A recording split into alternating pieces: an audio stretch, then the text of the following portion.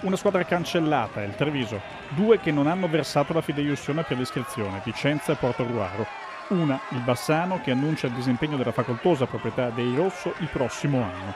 Per il calcio veneto sono momenti tristissimi. Entro il 18 luglio, quindi, momento in cui le fideiussioni andranno definitivamente presentate, potrebbero esserci altre defezioni importanti. Ma l'unica certezza al momento è la nuova sparizione del Treviso, dopo il fallimento avvenuto nel 2009. La Lega però nell'analizzare le domande di iscrizione ha ritenuto incompleta la documentazione del club di Via Foscolo, che aveva pur trasmesso il carteggio, senza però allegare sia un bonifico di 36.000 euro per l'iscrizione che, come lo scorso anno, le garanzie per 400.000 euro di fideiussione.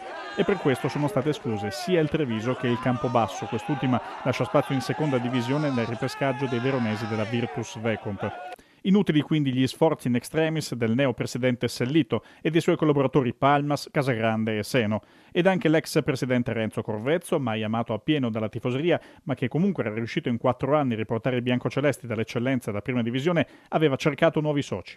Sì, abbiamo, una volta che è venuto meno l'impegno del signor Zanetti, e chiaramente ci siamo guardati negli occhi, abbiamo detto cosa facciamo, abbiamo cercato appunto di riavvicinarsi a un gruppo che poteva e ha sicuramente le risorse per fare il bene del Calcio Treviso, ma forse anche di qualche altra società. Abbiamo cercato di collegare il tutto per poi trovarci ieri senza iscrizioni, quindi collato tutto insieme.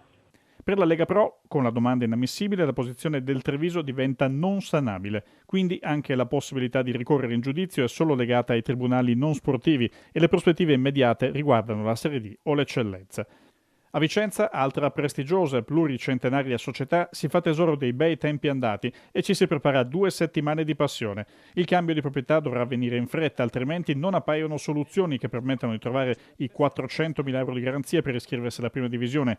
Una nuova botta pesante dopo la fresca retrocessione dalla Serie B.